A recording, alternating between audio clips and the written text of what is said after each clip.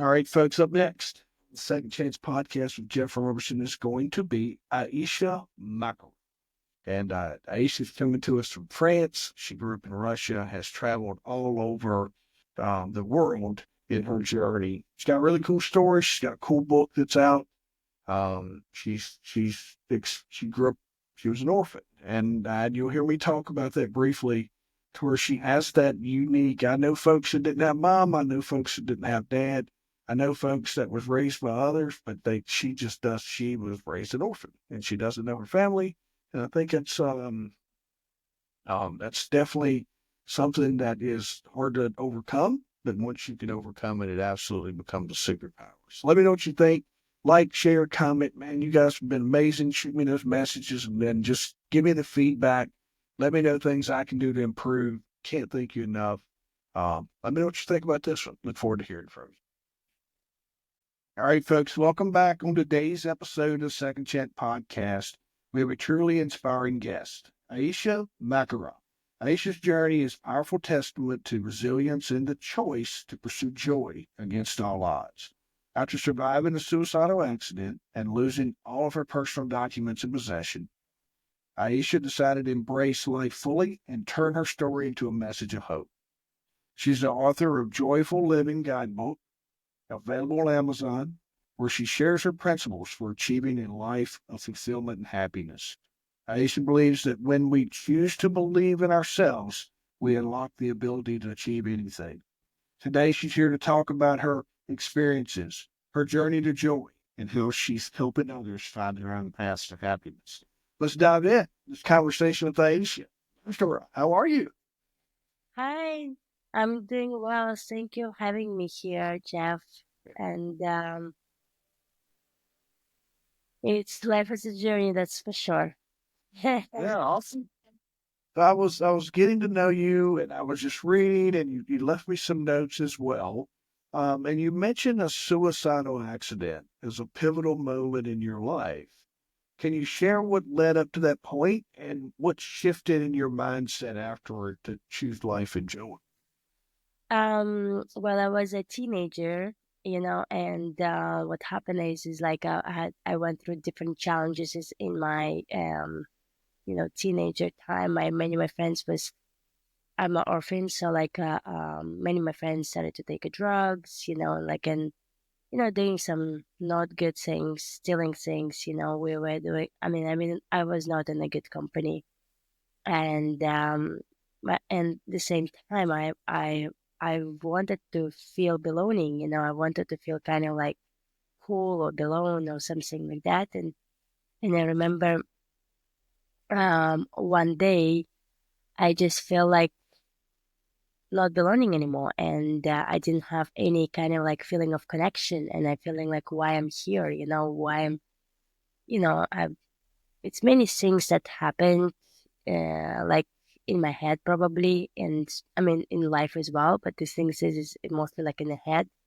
So I feel like nobody needs me, and that's cool. Like people all the time say to you like, "Oh, nobody wants you. Even your mother is abandoned you." Not like it's hard. It's hard. It's not easy, as a kid to go through that experience. And so I felt like, if even my mother doesn't want me, like nobody needs me in this world. So like, why I'm here? So I decided to leave this world, and commit suicide. And but I was saved, and I'm still here. So Yeah. at that moment when I was saved, I realized that life is a beautiful gift, and actually I felt that that's a moment is where I get to live my life to the fullest and actually started my journey of traveling. And that was kind of my dream in that, when I was a kid, I want to travel around the world. I want to live in many different countries and many different cities. And after that experience, I started slowly explore. I started to travel around Russia and after Central Asia and, later around the world. And I feel like that moment of my life was a moment where I understand that actually I get to go and live a life and they're not like feeling sad just because, somebody abandoned me, or just because I don't have family, or just because, I don't feel belong. I feel like I belong to the world. And that Yeah. was understanding like, oh, my world is my family. Wherever I go, I have family.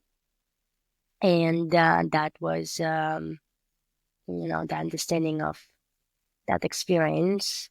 I have many other experiences, but that was the one pivot moment of my life to understand that um, all the world is my family and I belong to the world. Yeah. It's powerful. How old were you? Um, with your attempt, how old were you? Um, I was between 14 to 15. I Well, got you. Yeah. yeah. And I think the other thing that just my own curiosity is there's been some time since then. And since then, with all your turnaround and just your new life that you've built, were you able to ever connect with any family or has anyone came along or is that, No, I mean, as soon as the part, that part, like many people who was living there, they were not happy people. Also like this, yeah, and they didn't help me to grow, and I just feel like that's why I'm staying there. If I would like to go and grow and live my dream, so I get to go and do it myself, and I get to be this superhero for myself. That what I became, for myself, and I said I get to just go and do it. Nobody will do it for me. I get to go just to save myself. Nobody will save me. And yeah, but like it. now I feel different. I mean, time changed, and I feel different right now. Like I feel it's important to ask for support and be open to receive that support. I just feel like when I was a kid, probably I was asking a lot of support, and but I didn't receive any kind of like support, even that conversation, and communication. Well, now it's different. Um, so I don't connect so much what happened. I don't like anymore living that um, old story, and I'm just like I call it like I cook, yeah, like a recreating a story, and I just asking myself like that's something deep, to understand that actually the whole world can help you when you open your heart and going to express yourself and express your feelings and emotions. And actually, it's the first time I'm sharing about that, like in public. No, I mean, I think it's hard to find yourself when you're lacking just someone to guide you. So I understand, I see where you're coming from. Just that lost, right? Trying to find direction on your own. But how do you find inner strength to rebuild after losing all of your personal documents and possessions? So kind of tell me about that part. Well, That's that's was losing all your stuff. So how did you find the inner strength to rebuild? that's what happened just recently 2 years ago in States. I was living in States that time, and I was living like I had my hippie life, being happy, and I was just traveling in my van and doing my life. And I remember that when this moment happened and everything was stolen from my van was broken in and everything was taken, absolutely everything I was don't know. taken. And I was in my not my country, I was not in like Yeah. in the place in the safe place, and I was alone. And I remember I was sitting there and was no phones, was nothing. And I feel like what I can do, like how I'm going to like no money, no bank, like everything, absolutely all my money, all my bank accounts, all my bank cards, and absolutely all of it. Yeah. And I feel like what I can do, how I can, survive or um, I just pick up myself and ask for support and went to the my friend house first, and after I went to the community, and slowly I realized if I started to rebuild myself. It takes me such a long time, and it did. It took me almost like a year and a half to recover my passport, and after like started to like slowly recover myself. Like I'm still recovering from that experience, I think. But the thing is I feel everything is life. It's an opportunity to understand how strong we are and how powerful we can be, and look at the opportunity, like look at the situation as a lesson or as a way to improve something in ourselves. And I feel like that moment of my life showed me how brave I am. Um, how much courage I have, not like giving up or don't get too upset or angry, at the situation, or like other people at the opposite, um, find the courage to learn from that experience and actually be grateful for the experience. And I felt that was not easy part, because I feel angry. I feel, I had all these emotions, and I feel, of course, many other a lot not nice emotions. And I still have a courage to say thank you and be grateful for that experience, because that experience showed me how powerful I am and how brave I am to actually face it. And, after this experience, I sent my art to the space. 6 months later, I sent my art to the space. I've been one of the first artists in the world who sent art in the space.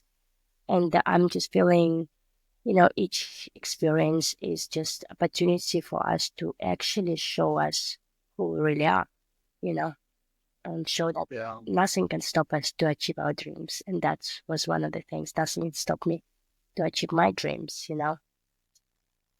Were you? You said you were in the United States when that happened. You were. Yeah. Um. Yeah, because that's a consulate visit, man. That's finding your identity and replacing everything when you're abroad like that. That's yeah, that can definitely be a challenge. Did that trigger any? Did it trigger any negative side effects? Any leftover? Um, any old memories come back? Did you have to fight to you, or you have to fight with yourself on any old triggers, or were you kind of good and just moving on with the moment? Well, of course, it was not easy. It was like I had some emotions, and I felt like um, it was not easy. Like, I remember I was angry and I was frustrated, and I was feeling um, like the life is, why it's like this, why it's happened with me. Of course, many questions. The reality is like, after I think like a 2 days or something, I said to myself like, yes, but I get to right now go and work towards like solution. And actually, I was looking for the solution, and I realized if like my van was completely like destroyed, and many things was like just completely like broke. My heart was broke, and like in many things after this experience. But it took me a lot of work to work through that and actually be grateful, and learn how to um deal with this situation and how to face it in a positive way, and how to look at this and find the courage to look at this positive, and as opportunity to be more mindful and understanding that um it's not just like it doesn't happen just with me. It's many people who go through this experience. I just don't know them. But the thing is, in that moment, it just happened with me, and it was not easy moment of my life to deal with, and I still did it. I still like you know managed to recover, managed to get my passport, and it was not easy to recover through the money, because like when you don't have documents, when you don't have any identity at all, it's not easy with the jobs and like all that stuff. That's why you cannot like make money to like even to go, for example, to the places where you get to deliver the passport or something like, or not deliver the passport, deliver the like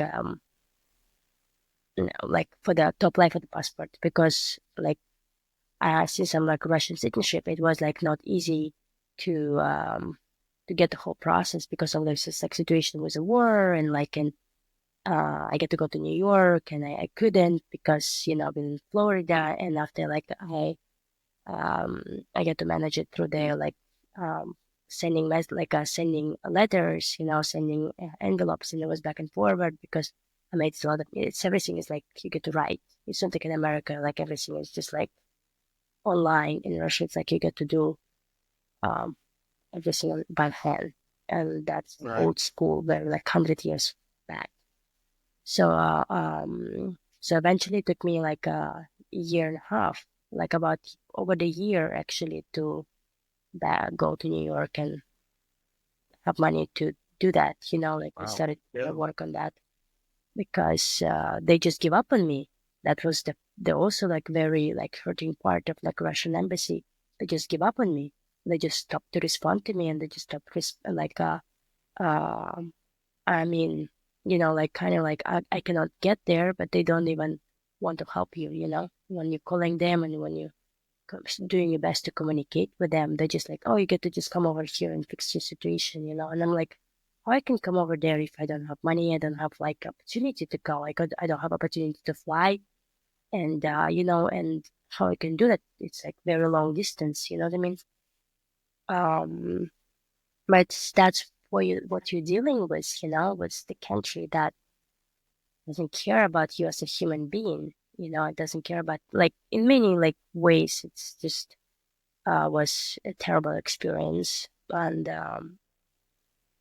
the same time that's just showing your humility and showing you like I feel like in this case it showed me who I am. Like I didn't give up on the things that like even people were nasty and like from this from the embassy, but I still made it work for myself. I didn't give up on like some. I meet people back in that period of my time who lost their documents as well, and they just decided to live on the beach. Do nothing, and like Russian people, and I was asking them, how do you manage your life? How do you like work through this? And it's like, oh, it happened like so many years ago, so I just don't care anymore. And I'm like, Yeah. didn't go like and fix your like life. Like I'm just living here by the beach, on the beach. I don't, go anywhere. I don't need it. I'm just like helping out here people, and my life is great. I don't know. I couldn't imagine myself doing that, and I was working. I was fighting myself like this. I was continuing to fight until, I managed my way, and I moved out from United States because I just feeling it was that experience actually showed me that if I would be in Europe, it wouldn't like this experience. It was completely different experience, but it is what it is, right? Right? It's Yeah. life. So That kind of led you to being a big advocate for joyful living. And that gets us to talk about your book, which is the Joyful Living Guidebook. What are the key principles you aim to share to your readers with your book? I've after all these experiences that I had in my life, I was always managing and working towards solution and positivity, and looking at this as a experience that I'm learning from, and it's as opportunity. So I lift myself up. I've been this inner motivator for myself, and encourage myself to work um to work with myself towards better myself. Like and one day I just decided to write a book about joyful living uh, guidebook, where I'm just sharing different ideas about how to live joyful, and that's different like examples from my own experience, and I'm just sharing with people my art as well in the book, that they can see my colorful art, and just giving them thoughts to think about their own joyful life. And I feel life is a choice, And I feel like everyone decided the way they would like to live their life and the way they want to look at life and see life. And I just decided to look at this in joyful way. And that's my decision, and I felt when we're making the decision, that's where life started to pick up more in a positive way. Even like you have this maybe painful moments, but you don't look at this anymore like a painful moment. You're looking at this as a joyful moments. Everything become like joyful, and that's because you're grateful to be here. You're grateful to have this human experience, and you're grateful to live this life because I feel to come here in this beautiful planet Earth, it's already a gift, to be here. And I feel to live this amazing life, it's already a gift. That's, I'm living until my age, and I'm asking like many of my friends that I grew up with that died, until before 18. So like I I just am like many orphans, they don't live until like long, long life because they're being kind of not part of the society. And I'm just feeling like I'm grateful. I'm just grateful that I'm here and I'm grateful to share my gifts that I have and, who wants to connect with them and who wants to appreciate them. I'm very happy and, I'm just happy for all of it and grateful for all of it that I have in my life. And I feel that's a joyful guide Yeah. about. Yeah. Now, what do you think is the most common barrier that keeps people from believing in themselves? And how do you help others overcome that in your current work?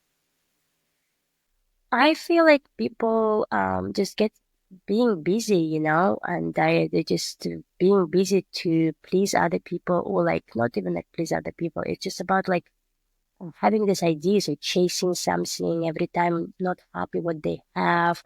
They want to have more or like they want to have less busyness, but they continue keeping themselves very busy, or they getting busy and they're not happy that they're busy. So it's, they don't even like stop and observe, let it go of some things. And it's not easy for them to let it go of some things because they just so like attached to them.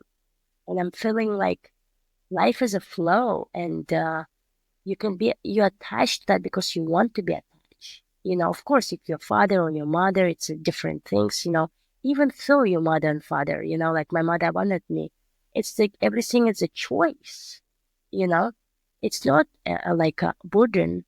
It's not like a luggage that you get to carry all your way. It's a choice.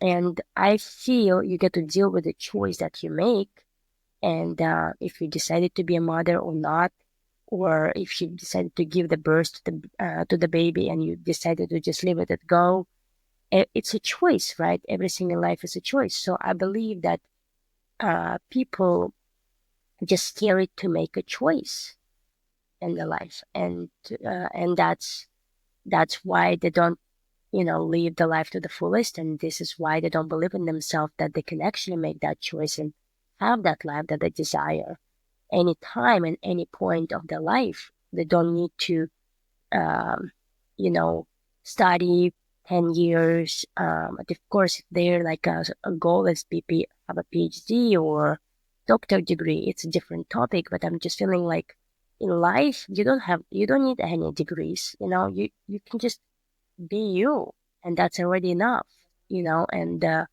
And do what you like to do. It's already enough. It makes a lot of money, or it makes enough money, or it makes you happy, or it makes you joyful. It's a choice. Everything it's a choice.